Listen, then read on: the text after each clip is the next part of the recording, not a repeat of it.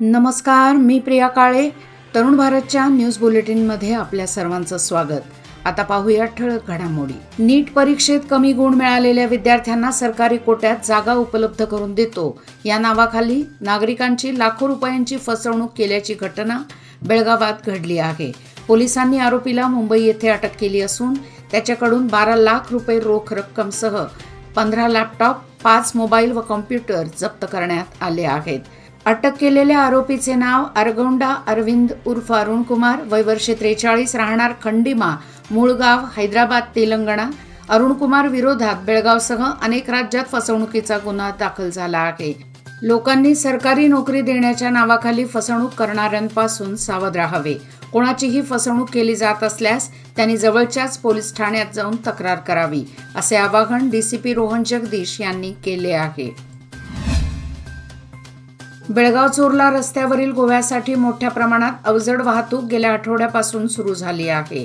त्यामुळे हा रस्ता धोकादायक बनला असून अनेक ठिकाणी रस्त्यावर खड्डे पडण्यास सुरुवात झाली आहे.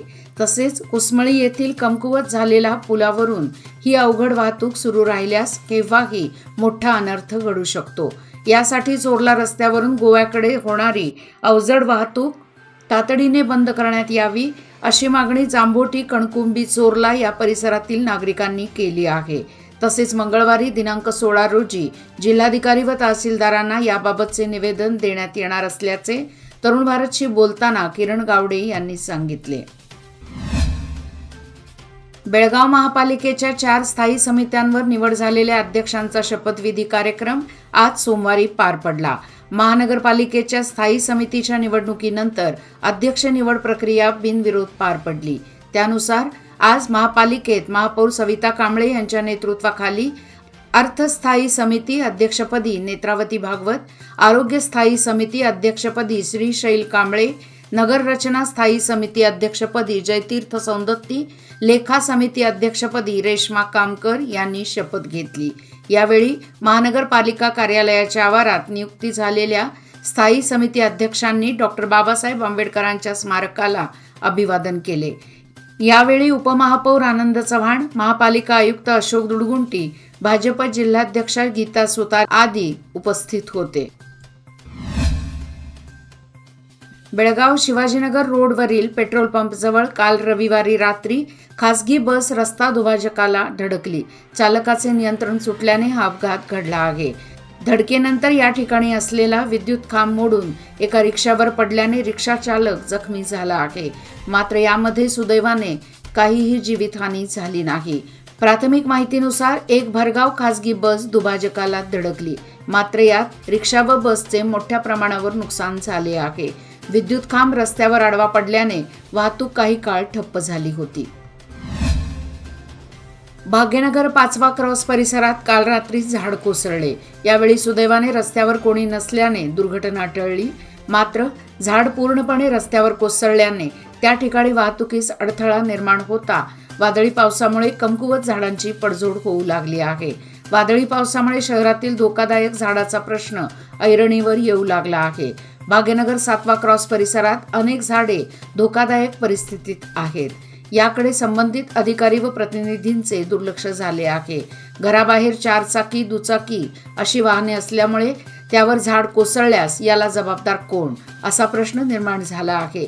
त्यामुळे त्वरित संबंधित अधिकाऱ्यांनी याकडे लक्ष देऊन येथील धोकादायक झाडे काढावीत, अशी मागणी नागरिकांकडून होऊ लागली आहे. हेस्कॉमकडून अनगोळ येथील शिवारातील बस्ट होऊन निकामी झालेल्या विद्युत ट्रान्सफॉर्मरच्या ठिकाणी आज सोमवारी सकाळी नवा विद्युत ट्रान्सफॉर्मर बसवण्यात आल्यामुळे परिसरातील शेतकऱ्यांमध्ये समाधान व्यक्त होत आहे. अनगोळ शिवारातील बाळेकुंद्री यांच्या शिवारातील टीसी मागच्या काही दिवसापूर्वी अचानक शॉर्ट होऊन बस झाला होता. परिणामी विजेअभावी गैरसोय होत असल्यामुळे परिसरातील शेतकऱ्यांनी अनगोळ शिवारातील टीसी ताबडतोब सुरू करण्याची मागणी केली होती. हेस्कॉमचे कार्यकारी नव्या टीसीसह आज सोमवारी सकाळी अनगोळ शिवाराच्या ठिकाणी दाखल झाले. त्यानंतर कर्मचाऱ्यांनी शेतातील नादुरुस्त टीसी काढून त्या जागी नवा टीसी बसवला. या पद्धतीने हेस्कॉमने आपल्या मागणीची दखल घेऊन नव्या विद्युत ट्रान्सफॉर्मरची सोय केल्यामुळे परिसरातील शेतकऱ्यात समाधान व्यक्त होत आहे. बेळगाव शहराच्या मुख्य प्रवेशद्वार शेजारी असलेल्या हरिकाका कंपाऊंड परिसरातील रस्ते चिखलमय झाल्यामुळे नागरिकांना यामधून जाण्यास अडचणीचा सामना करावा लागतो. त्यामुळे या मुख्य रस्त्याचे डांबरीकरण करण्यासंदर्भात माजी खासदार, माजी आमदार, नगरसेवक, लोकप्रतिनिधी व संबंधित अधिकारी वर्गाला कळवून सुद्धा अजून रस्त्याच्या डांबरीकरणाचा मुहूर्त कधी सापडणार अशा प्रतिक्रिया नागरिकातून व्यक्त होत आहेत. त्यामुळे सदर रस्त्याचे डांबरीकरण करणे गरजेचे आहे, जेणेकरून व्यावसायिक वर्गाला सुलभ होणार आहे. तेव्हा संबंधित खात्याच्या अधिकाऱ्यांनी याकडे गांभीर्याने लक्ष द्यावे, अन्यथा हायवे शेजारील रस्ता बंद करू असा इशारा देण्यात आला. गेल्या काही दिवसांपासून पालेभाज्याही महाग झाल्या आहेत. त्याचाच अनुभव बेळगाव येथे आज सोमवारी बाजारातही नुकताच आला.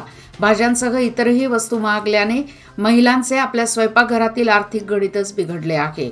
ऋतुबदलामुळे भाजीपाल्याच्या दरात प्रचंड वाढ झाली आहे. त्यात टोमॅटोचे भाव 70 रुपये प्रति किलोपर्यंत जाऊन पोहोचले आहेत.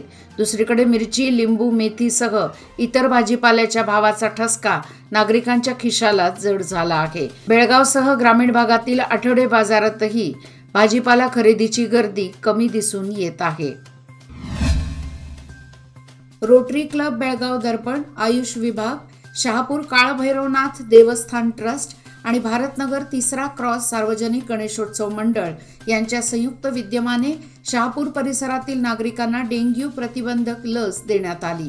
शहापूर बॅरिस्टर नाथ पै चौक येथील श्री काळभैरवनाथ मंदिरात तसेच भारतनगर तिसरी गल्ली येथील मुच्चंडी यांच्या निवासस्थानी शहापूर परिसरातील शेकडो नागरिकांना डेंग्यू प्रतिबंधक लस देण्यात आली. यावेळी रोटरी क्लब बेळगाव दर्पणचे अध्यक्ष Rupali Janas, secretary Sheetal Delhi, event chairperson Ashwagandha Kukji, Kaveri Karur, Reshma Jituri, Savita Vesne, Kalbhairavnath मंदिराचे महांतेश नाथ महाराज यांचे सहकार्य लाभले. सततच्या पावसामुळे सदाशिवनगर शेवटचा क्रॉस येथील गटारीचे सीडी बांधकाम अचानक कोसळून रस्त्यावर भगदाड पडल्याची घटना सायंकाळी घडली. सदर सीडीचे एका बाजूचे बांधकाम खचून कोसळले. परिणामी रस्त्यावर भगदाड निर्माण झाले आहे. या सीडी बांधकामाला लागूनच नाला आहे. रस्त्यावर पडलेल्या भगदाडामुळे अपघाताचा धोका निर्माण झाला होता. सामाजिक कार्यकर्ते प्रसाद चौगुले यांनी तात्काळ घटनास्थळी जाऊन त्या भगदाडाच्या ठिकाणी झाडाच्या फांद्या टाकण्याबरोबरच सदर घटनेची माहिती महापालिका आयुक्त, आमदार आणि संबंधित अधिकाऱ्यांना दिली. तेव्हा महानगरपालिका आयुक्तांनी पाहणी करून तात्काळ दुरुस्तीचे काम हाती घेतले जाईल असे आश्वासन दिले आहे. गेल्या 2 दिवसांपूर्वी मंगाई मंदिर परिसरातील कंपाऊंडची भिंत पाडून मंगाई नगर मधील रहिवाशांना रस्ता खुला करून दिल्यानंतर या भागात पोलिसांनी रविवारी शांतता सभा घेतली. आगामी यात्रा काळात कोणत्याही परिस्थितीत शांतता प्रस्थापित करावी यासाठी शहापूर पोलीस निरीक्षक एस सिमानी, पोलीस उपनिरीक्षक मणिकंठ पुजारी परिसरातील रहिवाशांना मार्गदर्शन करत शांतता राखण्याचे आवाहन केले. यात्रा काळात मंदिर परिसरात कुणीही वादविवाद करू नये असे आवाहन पोलिसांकडून करण्यात आले. इलकल बस आगाराची बस इलकलहून वास्कोला चालली होती.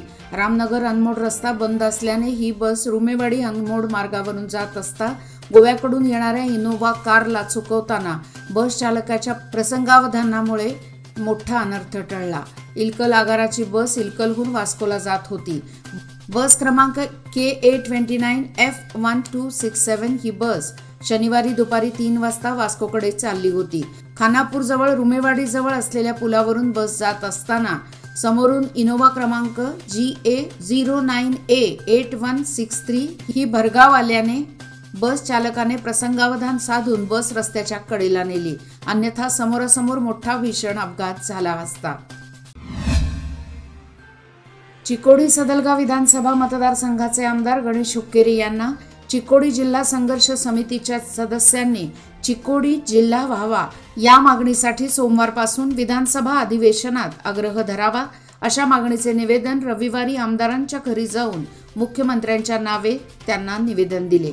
बेळगाव जिल्हा विभाजन करून कर्नाटक राज्यातील सर्वात मोठ्या जिल्ह्यात किमान 3 जिल्हे व्हावेत. चिकोडी येथे निवडणुकीपूर्वी प्रचारासाठी आल्यानंतर सिद्धरामय्या, प्रकाश हुक्केरी, गणेश हुक्केरी या सर्वांनीच जाहीर सभेत सांगितले की आमचे सरकार सत्तेत आले तर चिकोडीला जिल्हा बनवू, पण चिकोडीत सर्व प्रकारच्या मूलभूत सुविधा असूनही सांगितल्याप्रमाणे जिल्हा निर्मिती होत नसल्याने चिकोडी परिसरातील नागरिक नाराज आहेत. गत आठवड्यात पावसाने विश्रांती घेतल्यामुळे सुमारे 5 फुटाहून अधिक पाण्याच्या पातळीत घट झाली होती. शनिवारपासून सुरू झालेल्या पावसाने सातत्य ठेवल्यामुळे पाणी पातळीत पुन्हा वाढ झाली आहे. सोमवारी दुपारपर्यंत पावसाने उघडीप घेतल्यामुळे उष्म्याच्या प्रमाणात वाढ झाली होती. दुपारनंतर वातावरणात बदल झाल्यामुळे मोठ्या पावसाची चिन्हे निर्माण झाली आहेत. महापालिकेच्या दुर्लक्षामुळे सध्या शहरातील संयुक्त महाराष्ट्र चौकातील एका बाजूचे ड्रेनेज तुंबून घाण केर कचऱ्यासह सांडपाणी रस्त्यावरून वाहत असल्यामुळे पादचाऱ्यांसह दुकानदारांमध्ये तीव्र नाराजी व्यक्त होत आहे.